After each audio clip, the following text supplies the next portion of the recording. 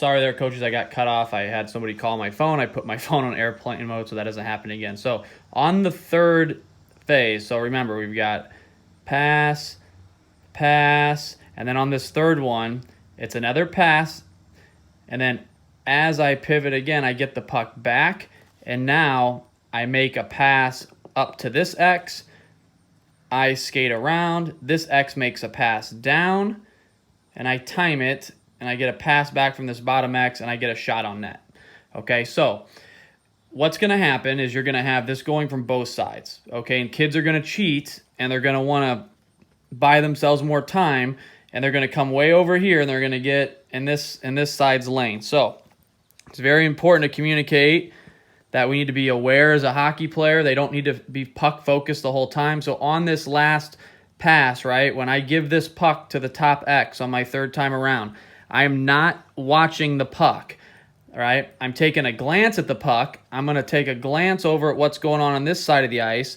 I'm going to see if this guy handles the pass down, because if he fumbles it and I'm right here, I'm going to be right on top of the net before I get this pass. So it's a very important drill. It seems like it's real easy and basic, but you know, when you tell the kids to time it and to make sure they're focused on what's going on the other side of the ice, it becomes a very difficult drill. The last little point I want to make is watch how many kids, the first time you do this, when they receive their puck, see how many kids check their shoulder this way before they receive this pass. Because in a game, there's going to be a defenseman here that's going to come down, and they're going to make body contact with this player if they don't check their shoulder. So let them make the mistake a few times, and then explain to them once they get the pattern down why it's important to check our shoulder, and that we always need to make that a habit, especially practicing with U14, U16, the U18 level.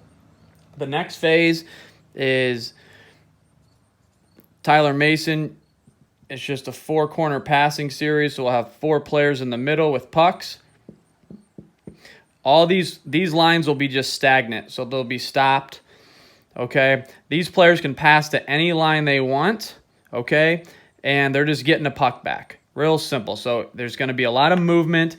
What's really important, again, is reading body language, right? It's a simple thing, but if I'm this X and I'm making a pass here, right, this X now, he shouldn't be looking to this line to pass to. He's got to read that play and maybe come over here and identify open ice. So the first few minutes of this, Tyler, just let him get the pattern down, and then the next important part of what we want to talk about is then we're going to want them to open up like they're getting a breakout pass. So now they have to open up to the puck. So if I'm this X now and I make my pass, instead of turning away, I'm skating forward and just doing the same thing that we mimicked down here in DJ's end, is I'm going to open up and skate backwards. But what do I have to do? I have to check my shoulder. I need to be making my decision on which way I'm going to open up to before I make my pass, not after it. And that's something that kids struggle with, is we need to get these kids thinking about what they're going to do, right, before they make their pass,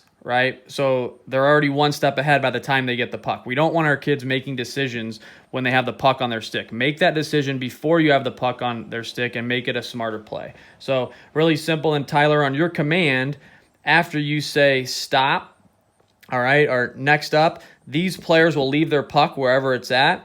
They will go to the back of the line, and the first player in every line now becomes the 4 players in the middle. So that way we have 8 kids going at once, 4 kids skating in the middle, but then also 4 kids at the front of each line making passes. The next drill, really simple. Kirkpatrick, you'll handle this one with some of the other assistant coaches.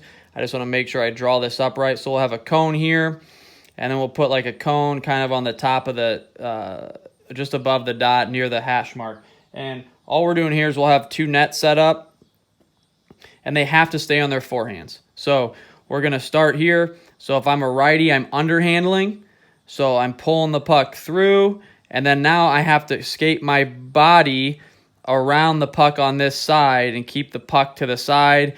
As I'm skating, puck stays on the side, turn, puck stays on the side, I'm ready to shoot. So we don't want any stick handling in this drill. We want kids to be able to underhandle the puck and they're going to struggle with this. The two biggest things are keeping a closed blade and reminding the players that if I'm a righty shot, so this is me and my sticks here, right? I want the puck to the side of my body. It's got to be to the side of my body, because if I'm a defenseman now, I have to make a choice. Do I go for the body or for the puck? When players stick handle the puck in front, it makes it a really easy decision for this D-man. I can go right through, right, or angle, and I'm going to get puck and body. So force the other team to make a choice, or force your opponent to make a choice. And then the last little tip on this one is just be sure to, if the kids struggle, right, use the analogy, they're like a boat, right? And I'm not an art teacher, and they're pulling an inner tube, right? So like when they turn, right, that inner tube's going to go out to the side. So their body is the boat, the puck's really the inner tube. Like when you're doing that turn on the lake, right, what's going to happen is the kids are going to go to their backhand because the puck's going to want to be right in front of them. So you really have to encourage them to skate around the puck, or drive the boat away from the inner tube to create distance between the puck and their body. So that'll be the practice. We'll do those stations for 8 minutes each, and there's going to be like you saw, 3 separate stations.